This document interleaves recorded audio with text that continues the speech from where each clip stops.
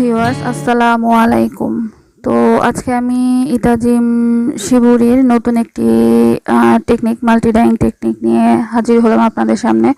তো ইতাজিম শিবুরিতে আসলে বিভিন্ন শেপের ডাইস কাপড়ে লাগিয়ে ক্লাম দিয়ে আটকিয়ে তারপর রং করতে হয়। তো আমিও সেভাবেই করব, তবে কাপড় সম্পর্কে একটু ধারণা দিলেই মনে হয় ভালো হয়। কাপড়টি আমার 1.5 গজ পরিমাণ। আমি কাপড়টিকে আগেই মাল্টি কালার করে নিয়েছি, যেটাকে রেইনবো কালার বলা হয়। তো করে নিয়ে আমি ইতাজিম শিবুরির যে বেসিক কয়েকটি ফোল্ড আছে তার একটি ফোল্ড ট্রায়াঙ্গেল ফোল্ড করে নিয়ে আমি হাফ রাউন্ড যে ডাইসটা নিয়েছি সেই ডাইসটা কাপড়ে লাগিয়ে ক্লাম দিয়ে আটকিয়ে তারপর আমি কাপড়ে রং করব।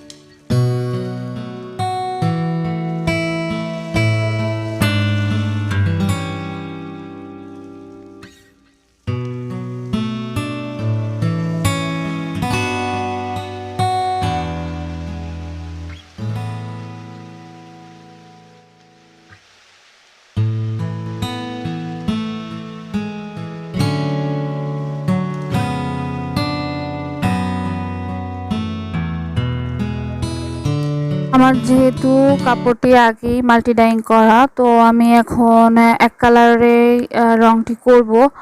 তো আমি এখানে সালফার ব্ল্যাক রং নিয়েছি 1 তোলা পরিমাণ।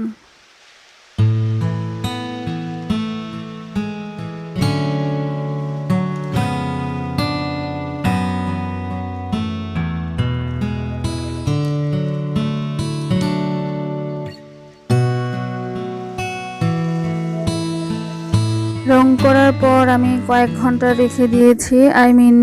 কাপড়টি যতক্ষণ না ঠান্ডা হয়েছে ততক্ষণ আমি ওয়াশ করিনি।